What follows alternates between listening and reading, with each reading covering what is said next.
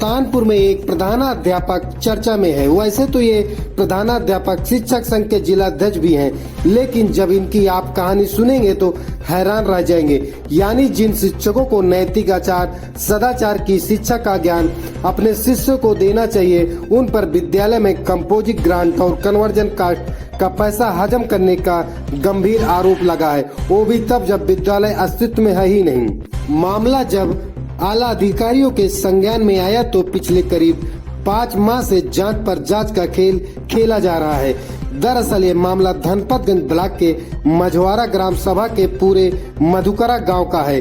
इसी गांव का प्राथमिक विद्यालय पूर्वांचल एक्सप्रेस मार्ग में आने के चलते फरवरी 2018 में ध्वस्त कर दिया गया था। विद्यालय अस्तित्व में नहीं था, लिहाजा गांव के ही बाग में बच्चों को शिक्षित करने का कार्य शुरू हुआ।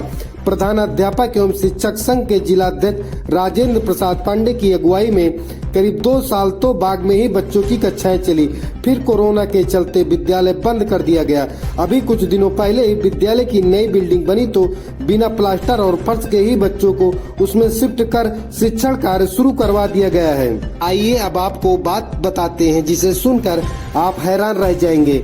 विद्यालय अस्तित्व में था ही नहीं, बावजूद इसके प्रधानाध्यापक एवं शिक्षक संघ के जिलाध्यक्ष राजेंद्र प्रसाद पांडे ने इस दौरान विद्यालय के कंपोजिट ग्रांट और कन्वर्जन कास्ट का पैसा निकाल लिया।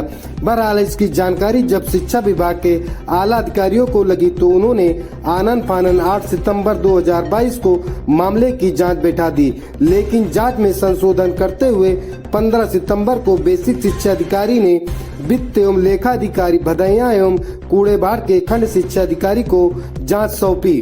3 महीने तक जांच चलती रही, लेकिन सुस्पष्ट आख्या न होने पर पुनः 30 दिसंबर को बेसिक शिक्षा अधिकारी ने आंशिक संशोधन करते हुए सहायक वित्त एवं लेखा अधिकारी समग्र शिक्षा के साथ साथ कूड़ेबाड़ और भदैया के खंड शिक्षा अधिकारी को सौंपी दी गई।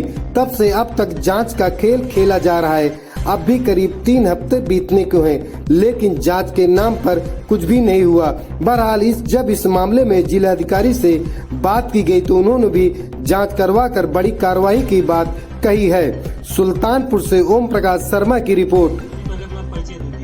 मैं राजेंद्र प्रसाद पांडे, प्रधानाध्यापक प्राइमरी विद्यालय पूरे मधुकरा, विकास क्षेत्र धनपतगंज, जनपद सुल्तानपुर।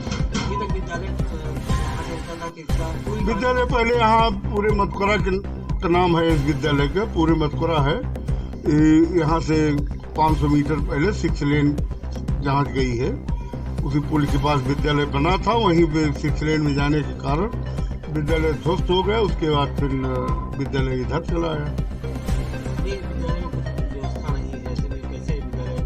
विद्यालय में चूँकि अब और विद्यालय अभी बना पूरा पूर्ण नहीं हो पाया है, ये सही है, लेकिन इसे छत लग गई है। विद्यालय काफ़ी मजबूत है और इसको इंजीनियर वगैरह के चेक किए। जब इंजीनियर वगैरह चेक किए, छत पर बैठने लायक बच्चों को हो गया।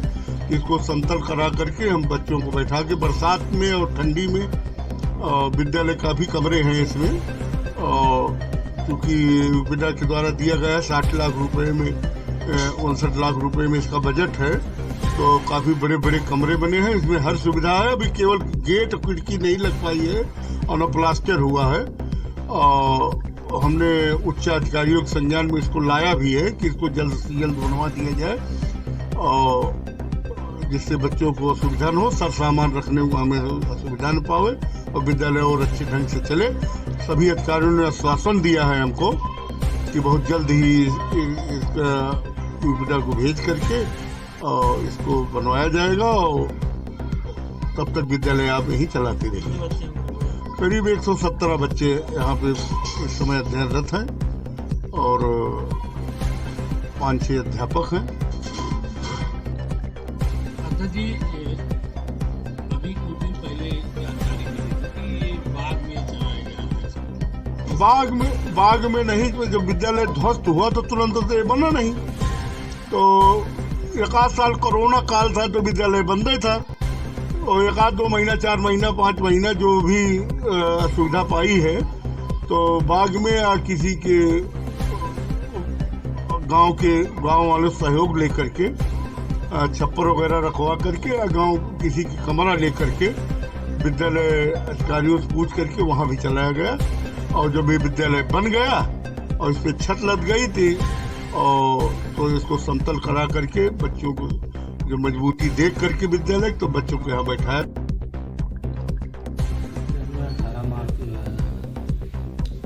2018 में भी एक स्कूल टूट गया तो तोड़ा गया था। उसके बाद से वो स्कूल अच्छा चल रहा था कुछ दिन, लेकिन जो मेंटेनेंस का पैसा आता है उसको प्रिंसिपल द्वारा निकाला जाए।